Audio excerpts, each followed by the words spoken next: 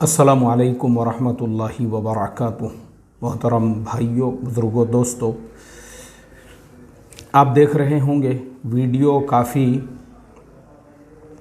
Distance के साथ में चैनल पे अपलोड हो रहे हैं नए वीडियो। बाकी तो मेरा जो पूरा यूएई का सफ़रनामा है वो इंशाअल्लाह जो मैंने वीडियो वहाँ पे शूट किए हैं वो वक्तन फ़वक्तन चैनल पे आते रहेंगे।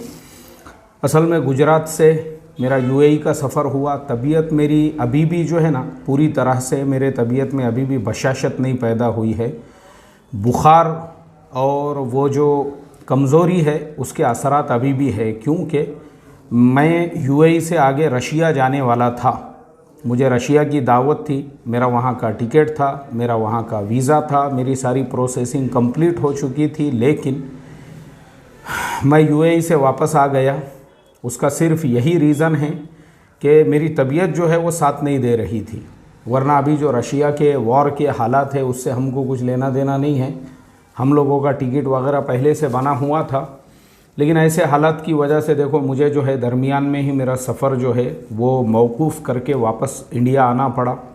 और आज का मेरा टॉपिक भी रशिया ही है, और रशिया के हालात जो है ना मैं काफ़ी कोशिश करूँगा मुख्तसर में आपको तफसील के साथ में बताऊँ, यानी मुख्तसर भी हो लेकिन कोई चीज़ उसमें छूटना भी नहीं चाहिए। और ये इतना आप लोगों के लिए सबक आमोज़ वीडियो रहेगा इंशाअल्लाह। अगर आप इसको गौर से, ध्यान से, तवज्जो के साथ में देखोगे तो आपको पता चलेगा कि आज पूरी दुनिया के अंदर मुसलमानों को बदनाम किया जाता है कि मुसलमान जालिम है, मुसलमान जाबिर है, मुसलमान ऐसे है, मुसलमान वैसे है।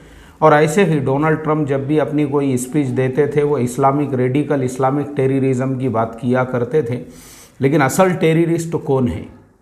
असल कौन लोग जालिम हैं जिन्होंने इंसानियत के ऊपर कैसे कैसे जुल्म किए? ये आज का पूरा वीडियो जब आप देखोगे तो आप अपने मुसलमान होने पर 2 रकात शुक्राना नमाज़ पढ़ोगे। आप इस बात पे अल्लाह ताला का शुक्र अदा करोगे कि उसने आपको नबी करीम सल्लल्लाहु अलैहि वसल्लम जैसे नबी अता फरमाए, कुरान करीम जैसी किताब अल्लाह ने आपको दी। शुक्र करोगे आप इस बात के ऊपर। तो हम शुरुआत करते हैं कि रशिया ऐसी हरकतें क्यों करता है। जैसे रशिया जो है ना 1991 15 मुल्क रशिया से अलग हुए थे, वो सोवियत यूनियन कहलाता था। सोवियत यूनियन बनी कैसे, वो टूटी कैसे। इसी तरह से आज भी, आज की तारीख़ में रशिया जो इतना बड़ा मुल्क है उसके अंदर 12 स्टेट्स, 12 प्रोविंस ऐसे है जहाँ पे उनकी ख़ुद की हुकूमत चलती है। वह है रशिया के अंदर, लेकिन वहाँ पे वो अपनी हुकूमत चलाते हैं। उनका अपना वज़ीर आज़म होता है, उनका अपना प्रेसिडेंट होता है, पूरा सिस्टम उनका अपना होता है। आज हम उसके बारे में भी आपको बताएंगे। तो सबसे पहले हम समझते हैं कि भाई रशिया जो है, और एक ज़माने में दुनिया की सुपर पावर ताकत होने के बावजूद, यानी अमेरिका कुछ भी नहीं था, इतनी बड़ी ताकत जो है वो रशिया की ताकत हुआ करती थी। उस ज़माने में जर्मनी, रशिया यही दुनिया के सुपर पावर मुल्कों में शुमार होते थे। लेकिन जर्मनी ख़त्म हो गया, रशिया का भी जो सुपर पावर का दर्जा था वो पूरी तरह से ख़त्म हो गया। आज रशिया जो है ना वो हमारे इंडिया के लेवल में है, यानी उसकी जो करेंसी है, आप अभी देखो जाके गूगल पे आप देखो, जो रशियन रूबल है और इंडियन रुपीज़ है, दोनों आपको सेम मिलेंगे। 1 रूबल 1 रुपये में मिलता है। जबकि डॉलर के कंपैरिजन में देखोगे तो एक ज़माना वो था जब हमको आज़ादी मिल रही थी, उस वक्त 1 रुपये के 4 डॉलर आते थे, यानी हम डॉलर से आगे थे उस ज़माने के अंदर। और उस ज़माने में 1 रूबल में जो है, यानी कई डॉलर में 1 रूबल आता था। रूबल इतना ताकतवर होता था। तो हम जो है, हम डॉलर के कंपैरिजन में पहले और ज़्यादा स्ट्रॉन्ग और मजबूत थे। लेकिन आज की तारीख़ ये है कि अमेरिकन जो करेंसी है वो हम देख सकते हैं 75 रुपये का 1 डॉलर आता है, जबकि रूबल बजाय ऊपर जाने के इतना नीचे है, हमारे बराबरी में है। वो 1 पैसे का भी फ़र्क नहीं है उसके और इंडियन रुपीज़ के दरमियान में। और उसकी इकोनॉमी भी, यानी आप गौर करेंगे तो पहले तो पूरा रशिया इतना बड़ा मुल्क है, उनकी आबादी मुश्किल से हमारे उत्तर प्रदेश से भी छोटी होंगी। इसी तरह से वहाँ की जो इकोनॉमी है, यानी जो टोटल वहाँ की इकोनॉमी है, हमारे महाराष्ट्र से भी कम है, जो वहाँ का बजट होता है सालाना। तो ये तमाम बातें जो है काबिल गौर है कि रशिया एक ज़माने का दुनिया का सुपर पावर मुल्क, जो अमेरिका ब्रिटेन की कोई हैसियत नहीं थी उस ज़माने में, जर्मनी रशिया का तूती बोलता था, आज रशिया का हाल ऐसा क्यों हुआ। चलिए, तो इसमें आपको बहुत सारी इबरतें मिलेंगी। सबसे पहले हम शुरुआत करते हैं 20वीं सदी की शुरुआत से। 20वीं सदी किसे कहते हैं पहले इसको भी समझो। जहाँ पे 1900 ये मुकम्मल हो गया तो इसका मतलब ये है कि अब यहाँ से जो है 20वीं सदी शुरू हो गई। 1 जनवरी 1900 यहाँ से अब 20वीं सदी इसे कहते हैं। तो 20वीं सदी जब शुरू हुई थी उस वक्त में रशिया के अंदर बादशाही हुकूमत चलती थी, उसे ज़ार कहते थे। रशिया का जो बादशाह होता है उसको ज़ार कहते थे।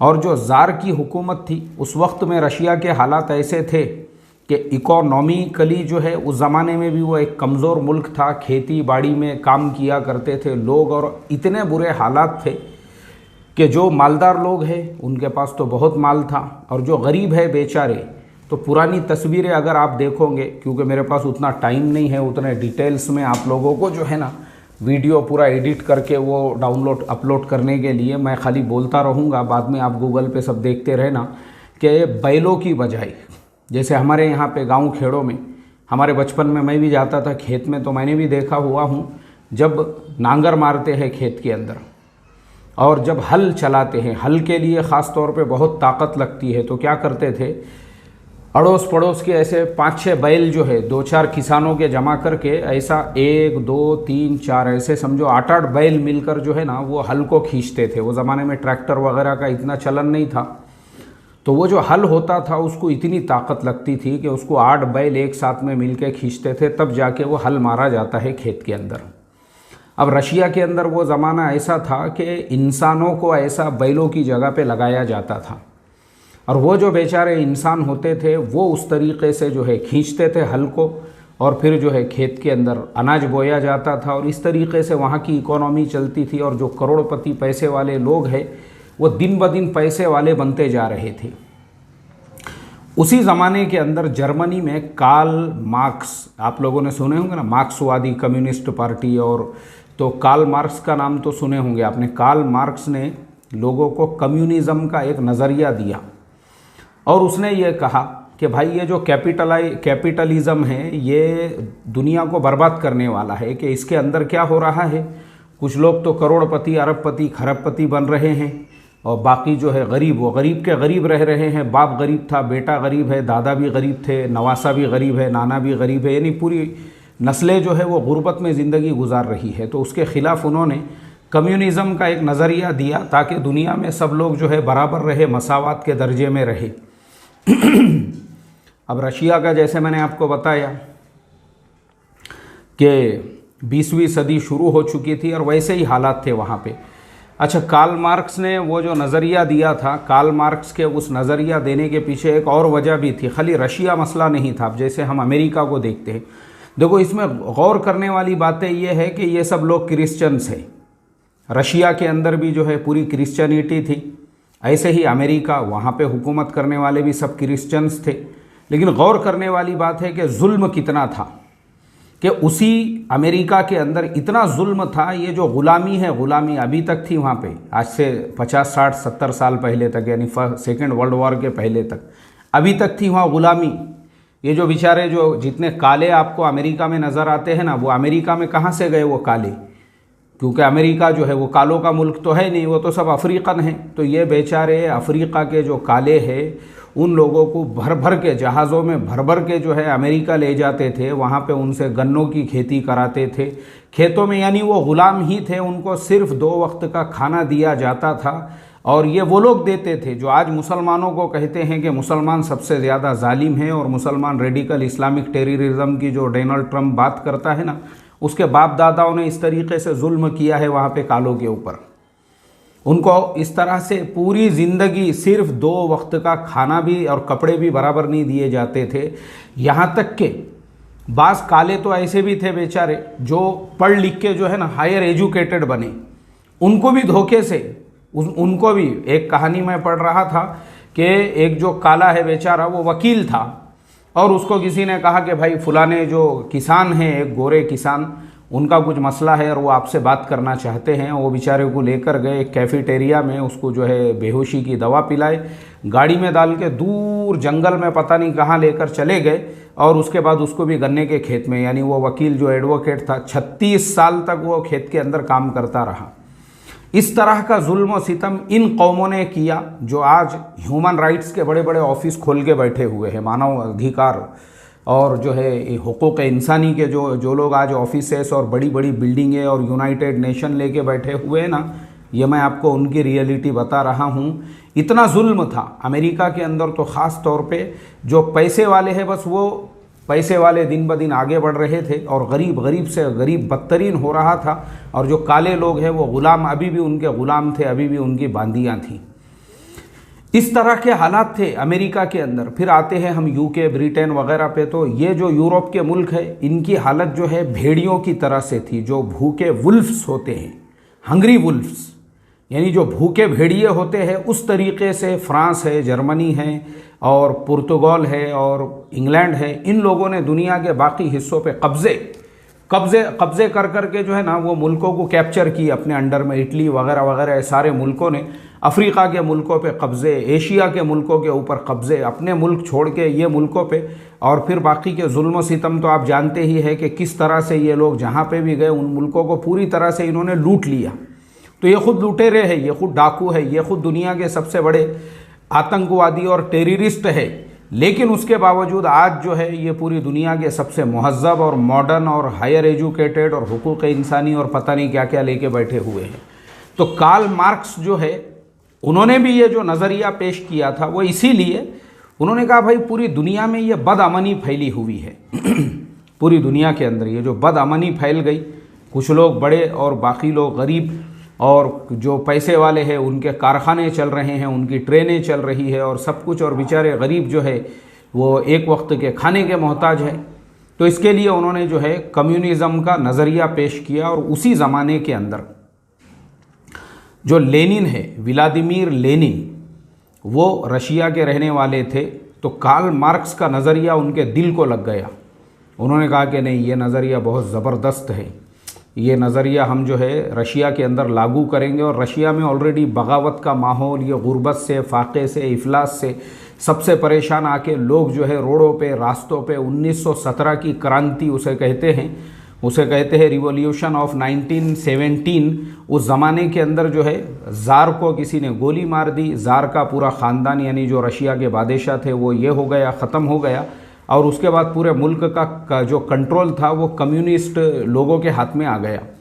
अब कम्युनिज़म के अंदर भी दो टुकड़े हो चुके थे, लेकिन बहरहाल जो व्लादिमीर लेनिन की जो पार्टी थी उन्होंने पूरे मुल्क को कैप्चर किया। और कैप्चर करने के बाद में व्लादिमीर लेनिन वो दुनिया का पहला इंसान है जिसने ये पूरा निज़ाम बनाया, जो 8 घंटे की ड्यूटी है। जो आज हम 8 घंटे की ड्यूटी करते हैं और हफ्ते में 5 दिन काम करते हैं, ये नज़रिया सबसे पहला व्लादिमीर लेनिन का था। लेनिन ने है इस तरीके से जो है ना, उसने पहले तो पूरे मुल्क का जो कैपिटलिज्म जो था उसको पूरी तरह से डिज़ोल्व कर दिया, ख़त्म कर दिया।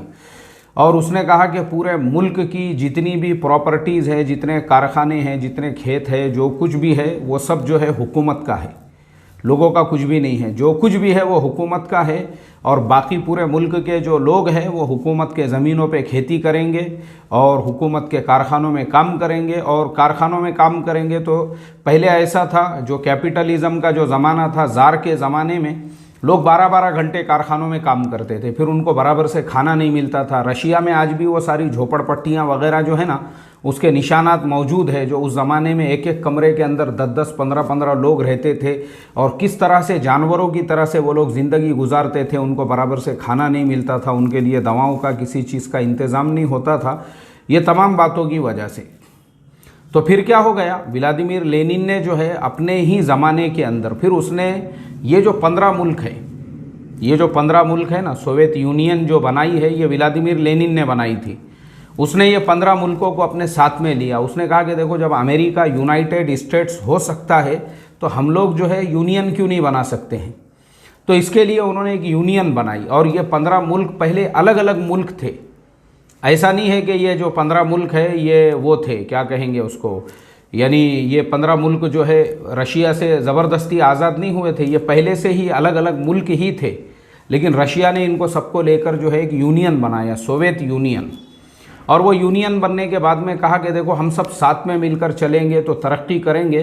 तो लेनिन का जो नज़रिया था उसने कार्ल मार्क्स से हटकर भी और कुछ चीज़ों को अपने अंदर उसने ले लिया था, और वो लेने की वजह से इसीलिए वो जो कम्युनिस्ट पार्टी है, आज भी हमारे भारत में भी है, जो माले बोल के आपने सुने होंगे ना, कम्युनिस्ट पार्टी जो इंडिया की है, तो वो जो माले है उसका मतलब ही ये होता मार्क्सवादी लेनिनवादी, दोनों की वादी है वो, यानी दोनों को भी मिला के उन्होंने कम्युनिस्ट पार्टी बनाई हुई है। क्योंकि कार्ल मार्क्स के नज़रियात में फिर लेनिन ने भी अपने कुछ नज़रियात को इंक्लूड किया था। लेकिन अफसोस की बात यह है कि लेनिन जो है अच्छा काम करने जा रहे थे, मुल्क को पूरी तरह से बदल रहे थे, और लेनिन के ज़माने में गरीबी दूर हो रही थी और लोगों के ज़िंदगी में परिवर्तन और चेंज आ रहा था, और लोगों का जो लाइफ स्टाइल है वो बदल रहा था। लेकिन लेनिन भी ज़्यादा दिन ज़िंदा नहीं रह सके, और लेनिन जो है 1924 के अंदर लेनिन की भी मौत हो गई। अब जैसे ही लेनिन की मौत हो गई तो जोसेफ स्टालिन, वो लेनिन के उत्तराधिकारी, लेनिन के जानशीन थे, मुल्क उनके कब्ज़े में आ गया, उनके हाथ में आया। अब जैसे ही जोसेफ स्टालिन के हाथ में आया तो जोसेफ स्टालिन एक जालिम, एक जाबिर, एक इंतहाई दर्जे का जो है ना ख़तरनाक और खूंखार इंसान था। लोगों ने हिटलर को बदनाम किया हुआ है कि हिटलर ने ऐसे कैंप्स बनाए थे और हिटलर ने वैसा किया था और यहूदियों पे, लेकिन मैं आपको बता दूं हिटलर से भी ज़्यादा लोगों की जान जो है वो जोसेफ स्टालिन ने ली थी। 1,70,80,000 लोगों, 1,80,00,000 लोग जो है वो जोसेफ स्टालिन ने अपने ज़माने में मारे हैं। ज़रा सी भी अगर किसी के बारे में खाली शक भी होता कि ये कम्युनिस्ट पार्टी के अगेंस्ट में है तो उसको पकड़ के जो है उन लोगों ने वो जेलें बनाई थी, उसको कुछ नाम दिया गया था, उसके अंदर उनको ले जाते थे और वहाँ लोगों को कत्ल कर देते थे। 1,80,00,000 लोगों की जान ली है जोसेफ स्टालिन ने। और यही जोसेफ स्टालिन ने क्या किया, लोगों को मुल्क के अलग अलग हिस्सों से, मुसलमानों के ऊपर भी बहुत जुल्म सितम जो हुआ रशिया में, वो जोसेफ स्टालिन के ज़माने में ही हुआ। वरना आज भी रशिया के अंदर, क्योंकि हम लोग जो है ना, हम रहते हैं इंडिया में, अब हम लोग बयानों में जो रशिया के हालात सुनते हैं ना, बहुत सारे लोग हमको झूठ सुनाते हैं, गलत खबरें, गलत बातें सुनाते हैं। जैसे मैंने आपको बताया, रशिया में मुसलमानों की बहुत बड़ी तादाद है। रशिया के अंदर जो ये 12 स्टेट जहाँ पे अपनी हुकूमत चलती है, उनमें से कम आधे जो 6 स्टेट है वो मुसलमानों के हैं, जहाँ 80% से ज़्यादा आबादी मुसलमानों की है। दागिस्तान है, तातारिस्तान है, चेचेनिया है, और उसके अलावा जो है और भी कुछ इलाके हैं वहाँ पे जहाँ मुसलमानों की इतनी बड़ी बड़ी आबादियाँ हैं रशिया के अंदर। और माशाअल्लाह एक चीज़ और भी हमारे यहाँ पे झूठ बोला जाता है कि बोले रशिया के अंदर जो है मुसलमान ऐसे है वैसे है और वो दाढ़ी नहीं रख सकते और नमाज नहीं पढ़ सकते। मैं भी अपने बचपन में ऐसे बयान करने वालों की बातें सुनता था ना, तो पचक मैंने देखा हूँ बयान की मजलिसों में बहुत सारे लोग बैठते हैं और बयान करने, अरे पचक क्यों करते होंगे लोग, मेरे आज तक समझ में नहीं आया ये पचक, यानी ऐसा लगता है जैसे वो बयान सुनते ही अब एक इनकलाब खड़ा और बहुत इसके दिल में बात घुस रही है जैसा, और बोलने वाला फेकम फाक कर रहा है, झूठी बातें सुना रहा है कि रशिया में ऐसा होता था वैसा होता था, दाढ़ियाँ काट दी। सब गलत बातें हैं ये। बल्कि आज भी रशिया के अंदर मेरे से बड़ी बड़ी दाढ़ियाँ हैं वहाँ पे लोगों की। मैंने जैसे आपको बताया ना, मैंने सफ़र कैंसिल किया सिर्फ मेरी तबीयत की वजह से, नहीं तो मैं आज रशिया में ही रहता था। मुझे वापस आना पड़ा यूएई से सिर्फ मेरे तबीयत की वजह से। तो खैर, मुझे वहाँ के हालात जो है ना, क्या होता है, एक तो सुनी सुनाई बातें कुछ भी अपना यहाँ सुनाते रहते बेचारे अपने गौर गरीब लोग। इन्होंने कभी ज़िंदगी में अपने ज़िले से बाहर का ज़िला नहीं मालूम, महल्ले के बाहर का महल्ला नहीं मालूम। खैर, टॉपिक हमारा यही चल रहा था कि जोसेफ स्टालिन ने क्या किया अपने ज़माने में। उसने जो जुल्म किया वो अलग टाइप का जुल्म था। उसका जुल्म किस तरीके का था कि उसने मुल्क की जो आबादियां हैं ना, उनको उठा के, इधर की आबादी को उधर की आबादी, यानी उसने क्या किया कि जहां जो कम्युनिटी के लोग रहते थे उनको लाके उसी जगह पे आबाद किया। जैसे अभी अपने भारत के अंदर हमारे महल्ले होते हैं, बाज़ जगह पे ऐसा भी होता है कि भाई आधी आबादी मुसलमानों की है, फिर हमारे कुछ दूसरे समाज के लोगों के घर होते हैं, बहुत से महल्लों में, बहुत से इसमें जोसेफ स्टालिन ने वहाँ से उठा के हर समाज के लोगों को उठाया और उनको उनके एक एक जगहों पे ले जाके उसने आबाद कराया, यानी आबादियों को इस तरीके से, ताकि जो है मुल्क के अंदर बगावत का माहौल ना पैदा हो और मुल्क के हालात जो है ना वो काबू में रहे, कंट्रोल के अंदर रहे। इस तरीके का उसने पूरा निज़ाम बनाया था जोसेफ स्टालिन ने। तो बहरहाल उसके ज़माने में ये जो लोग मारे जाते थे, तो ये भी हमने याद रखना चाहिए कि वो बागी लोग होते थे। जिसने भी कम्युनिस्ट पार्टी के ख़िलाफ़ में, बाकी अगर आप कम्युनिस्ट पार्टी के ख़िलाफ़ नहीं हैं, आपको पूरी आज़ादी है, कोई मसला नहीं था वहाँ पे भी। तो मेन मसला असल में ये था। तो जोसेफ स्टालिन का जो ज़माना गुजरा है 1955 या 56 के अंदर जो है जोसेफ स्टालिन की मौत हो गई। तो जोसेफ स्टालिन जो है ना, उसकी जो मौत हुई, तो उस वक्त में जोसेफ स्टालिन की जब मौत हुई, उस वक्त तक रशिया के अंदर ऐसा ही माहौल रहा, इसी तरह के हालात। 1953 में 5 मार्च 1953 जोसेफ स्टालिन की जब मौत हो गई, तो उसकी मौत होने के बाद में, जोसेफ स्टालिन की मौत के बाद में फिर क्या हो गया, उसके बाद में फिर जो रशिया के हालात थे, तो फिर रशिया के जो हालात है वो थोड़े से, उसके बाद में आने वाले जो सदर थे उन लोगों ने थोड़ा सा रशिया के मसले को काबू में रखा, और उन लोगों के रशिया के मसले को काबू में रखने के बाद में मुल्क की जो इकोनॉमी है वो थोड़ी सी बदलने लगी, मुल्क के हालात बदलने लगे। और उसके बाद अमेरिका और रशिया के बीच में, क्योंकि सेकेंड वर्ल्ड वॉर के बाद में ही अमेरिका और रशिया के बीच में कोल्ड वॉर शुरू हो गया। अब कोल्ड वॉर के ज़माने में क्या हो गया कि तू बड़ा या मैं बड़ा। तो असल पूरे कहानी और किस्से और ये पूरी जो मैं आपको सुना रहा हूँ, उसका मेन मुद्दा यही है कि बाद के जो सदर आए ना, हम बड़े या अमेरिका बड़ा, वो चक्कर के अंदर उन्होंने पूरे मुल्क की इकोनॉमी को गारत कर दी है, सिर्फ दूसरों को बताने के चक्कर में। जैसे हमारे यहाँ पे भी, भले घर में खाने को जवारी बाजरी ना हो मगर मेरे पास में बुलेट होना चाहिए, क्यों, मोहल्ले वालों को बताने का है ना। ये थिंकिंग रशिया की थी। भले खाने को जवारी बाजरी नहीं है मगर अमेरिका को बताना है। तो चांद पे भी जो सबसे पहला इंसान गया था वो रशिया का ही था। हम लोग जो है आज तक ये सुनते आते हैं नील आर्मस्ट्रॉन्ग जो है सबसे पहला कदम चांद पे उसने रखा, मगर सबसे पहला जो सैटेलाइट चांद के ऊपर जो गया था, वो सबसे पहला सैटेलाइट भी रशिया ने भेजा था, सबसे पहला इंसान भी रशिया ने ही भेजा था चांद के ऊपर। तो रशिया जो है, क्योंकि उसको अमेरिका को बताना था हम तुम्हारे से आगे। अमेरिका ने एक परमाणु बम का वो किया, परीक्षण किया, तो इन्होंने 10 के कर दिए, बोले हम तुम्हारे से आगे। वो हम तुम्हारे से आगे के चक्कर में होते होते रशिया पूरी तरह से बर्बाद हो गया, पूरी तरह से कल्लाश हो गया, मुल्क के ख़जाने खाली हो गए। खाली अमेरिका को दिखाने के लिए वियतनाम वार जो है, वो वियतनाम खाली नाम है, बस वियतनाम के अंदर असली जो लड़ाई थी वो जो है रशिया और अमेरिका के बीच में थी। वियतनाम के साथ में जो है पूरा का पूरा चाइना और रशिया दोनों खड़े हुए थे, और अमेरिका को उन्होंने पूरी तरह से धूल चटा दी है वहाँ पे। फिर अफ़गानिस्तान वार जो हुआ वो भी अमेरिका और रशिया के बीच में हुआ, क्योंकि जो मुजाहिदीन थे उनको पूरी तरह से अमेरिका ने सपोर्ट किया, और मुजाहिदीन को पूरे हथियार और हर चीज़ जो है वो अमेरिका की तरफ से जो है प्रोवाइड की जाती थी रशिया को ख़त्म करने के लिए। तकरीबन जो है ना, अफ़गानिस्तान के अंदर भी जो वॉर हुई उसके अंदर भी अगर हम देखेंगे तो रशिया ने जो है कब्रिस्तान बना दिया था। रशिया के सिपाहियों का जो अफ़गानिस्तान है उसको रशिया के सिपाहियों का कब्रिस्तान बना दिया गया था। देखो वो जो जंग भी है, तकरीबन 10 साल तक वो जंग अफ़गानिस्तान और रशिया के बीच में चलती रही, और उसके पूरे फिगर्स अगर हम यहाँ पे देखेंगे तो देखो यहाँ विकिपीडिया है मेरे सामने, और उसके अंदर बता रहा है कि उस पूरी वॉर के अंदर जो मरने वाले लोग हैं, यानी रशिया की तरफ से जो लोग मरे थे, तकरीबन जो है रशिया के जो लोग हैं, रशिया के देखिए यहाँ पे डेड फ्रॉम, हाँ, जो रशिया के मरने वाले हैं तकरीबन 15,000 से ज़्यादा जो रशियंस है वो उसके अंदर मारे गए। 53,000 से ज़्यादा जो है वो उसमें ज़ख्मी हो गए, और हज़ारों ऐसे थे जो मिस हो गए, जो अभी तक मिले नहीं।